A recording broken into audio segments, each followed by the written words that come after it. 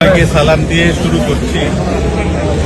হাজার হাজার নেতাকর্মী নিয়ে গোদাগাড়ি তানোর আসনের নমিনেশন ফর্ম উত্তোলন করলেন মেজর জেনারেল অবু শরীফুদ্দিন।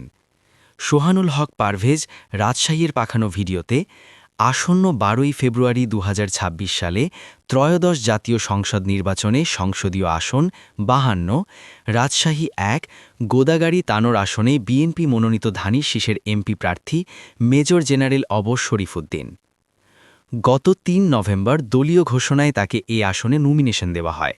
আজ ২২ ডিসেম্বর দেশ জাতির জন্য দোয়া করে মেজর জেনারেল অবু শরীফুদ্দিনের নেতৃত্বে গোদাগাড়ি তানোরের হাজার হাজার নেতাকর্মী নিয়ে জাঁকজমকভাবে গোদাগাড়ি নির্বাচন কমিশন অফিস থেকে নমিনেশন ফর্ম উত্তোলন করেন মেজর জেনারেল শরীফুদ্দিন। সাংবাদিকরা প্রশ্ন করেন, আপনি যদি নির্বাচিত হন তাহলে গোদাগাড়ি তানোর আসনের জন্য কি উন্নয়ন করবেন?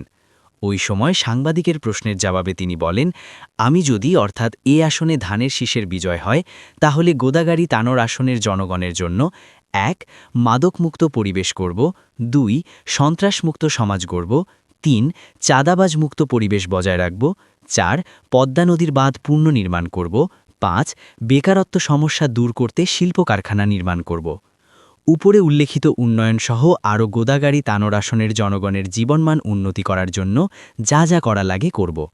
ওই সময় তার সঙ্গে উপস্থিত ছিলেন জনাব মোহাম্মদ সদর উদ্দিন, সদস্য আহ্বায়ক কমিটি রাজশাহী বিএনপি, জনাব মোহাম্মদ আব্দুস সালাম শাওয়াল, সভাপতি গোদাগাড়ি উপজেলা বিএনপি, মোহাম্মদ আনাবারুল ইসলাম, সাবেক মেয়র গোদাগাড়ি পৌরসভা, মোহাম্মদ আব্দুল মালেক, সাবেক আহ্বায়ক গোদাগাড়ি উপজেলা বিএনপি, জনাব মোহাম্মদ রবিউল ইসলাম অরণ্য কুসুম, যুগ্ম আহ্বায়ক জেলা যুবদল, মোহাম্মদ আব্দুল হাই টুনু সরকার, সভাপতি দেওপাড়া ইউনিয়ন বিএনপি, মোহাম্মদ শেখ ফরিদ, সাবেক সাংগঠনিক সম্পাদক গোদাগাড়ি উপজেলা ছাত্রদল, মোহাম্মদ কাউসার আহমেদ, সদস্য সচিব গোদাগাড়ি উপজেলা ছাত্রদল, মোহাম্মদ টনি সরকার, সদস্য গোদাগাড়ি উপজেলা যুবদল, মোহাম্মদ মানিক সেক্রেটারি মাটিকাটা ইউনিয়ন ছাত্রদল সহ হাজার হাজার নেতাকর্মী উপস্থিত ছিলেন।